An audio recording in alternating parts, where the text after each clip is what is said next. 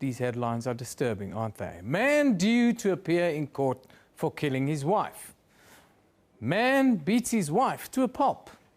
These are just some of the headlines that have continued to grab newspapers and news stations, not just in our country, but all around the world.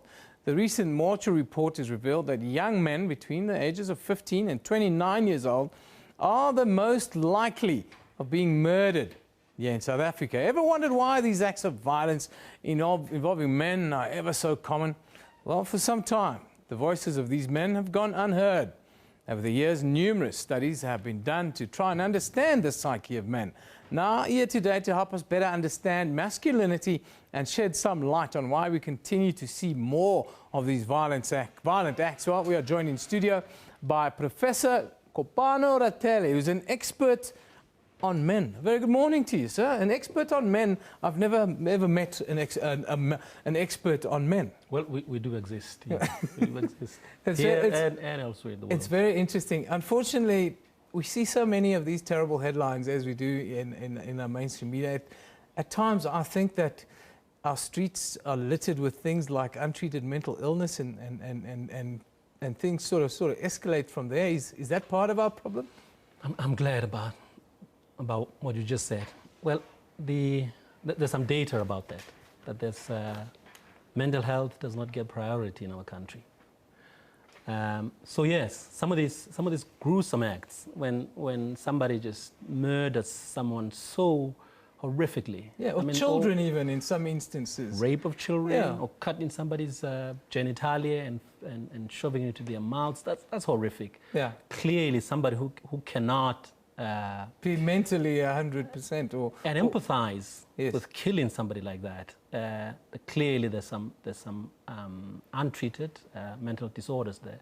Yeah. So that's already one priority that we seem to have put on the back burner. Yeah. Because of so many problems. Well, the other issue that I see, and I look at a lot of statistics doing this job, as you can understand, and some of the statistics are quite disturbing that I see. It's about fatherhood in a way, is the thing that bothers me the most, you know. And everything's racialized in South Africa, of course, as you understand. So the research would come in, it says, white and Indian households, the father is present more than 85% of the time. Right. Which means that, you know, the level of education within the family and the kids and so forth, they normally fare a little bit better in civil society. In black and colored communities, the father is present less than 40% of the time.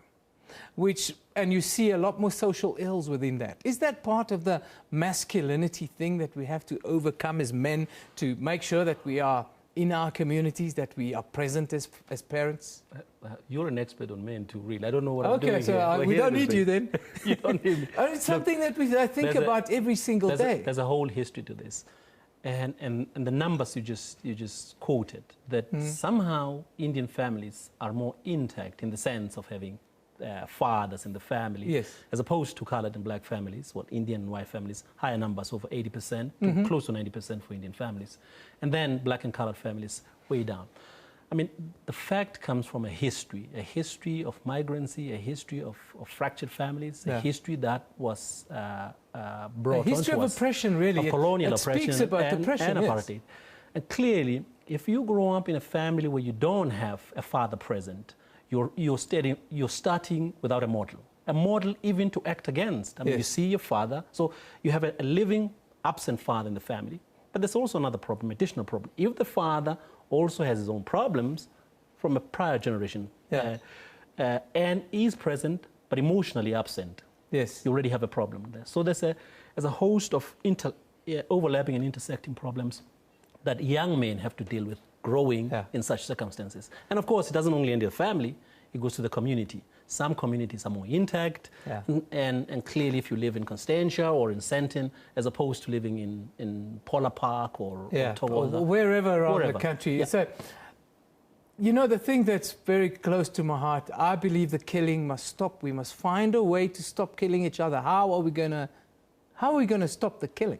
Well, the report that you mentioned is published in the WHO bulletins. Indicates that the policies around guns have helped. So that's the first thing. You have to demilitarize. You have to to have policies around taking guns out of people's hands, because it's come down. It used to be so high, but now you talk about just over 5,000, between 5,000 and 6,000 people killed with guns. But even then, you still have a whole lot of people killed with knives or blunt objects, as you saw in that news. Or strangled or beaten to death.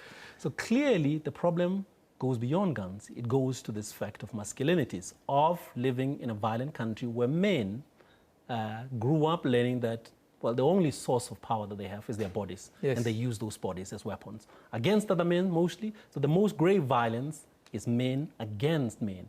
That's homicidal violence, but also other grave acts of violence. But of course, sexual violence happens on women's bodies. But also, by the way, we don't have enough data, we don't have enough research on the kinds of sexual violence against men by other men.